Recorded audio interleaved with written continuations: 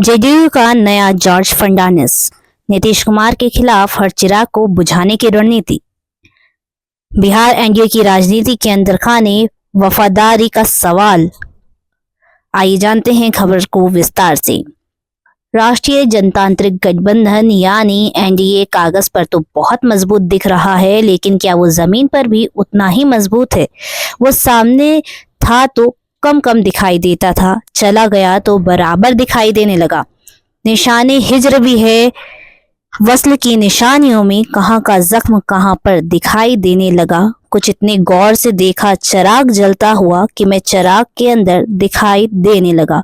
शाहीन अब्बास की लिखी शायरी बिहार एनडीए की सियासत पर बिल्कुल सटीक बैठती है।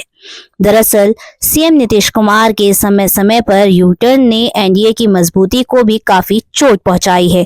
हालांकि फिर वह अब एनडीए को मजबूत करने में ही लगे हुए हैं। पाला बदलने का काम या फिर राजनीतिक अनिश्चितता का दौर लाने वाले नीतीश कुमार पहले नहीं हैं, बल्कि भारतीय राजनीति के सबसे बड़े मौसम वैज्ञानिक के तौर पर तो दिवंगत रामविलास पासवान जाने जाते रहे हैं।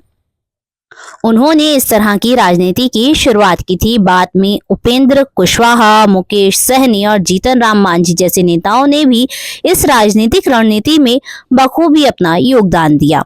दरअसल चुनाव पूर्व गठबंधनों के बारे में तो आम जनता और मतदाता ये स्पष्ट तौर पर समझ जाते हैं कि उनकी पसंद कौन है, उन्हें किन्हें चुनना है। लेकिन दोस्त दोस्ती की आड़ में जब दुश्मनी करे और चुनाव बाद गठबंधन के साथी ही बदल ले तो उसके बारे में क्या कहेंगे? दिलचस्प तो तब की स्थिति होती है जब वही दोस्त सामने चुनौती बनकर खड़ा हो जाए। बिहार की राजनीति में चिराग पासवान इस भूमिका को बेहद सधी अंदाज में निभा चुके हैं। पीएम मोदी के हनुमान के तौर पर ख्याति प्राप्त चिराग पासवान ने 2020 के विधानसभा चुनाव में जो किया वो उसका सिरा इस तरह की राजनीति से भी जुड़ता है। पिता रामविलास पासवान की मृत्यु के बाद चिराग पासवान ने स्वयं को नीतीश कुमार के सामने सीधी चुनौती के तौर पर प्रस्तुत करने की योजना बनाई। उन्होंने खुले तौर पर पीएम मोदी को अपना नेता घोषित किया और चुनाव में अकेले लड़ गए।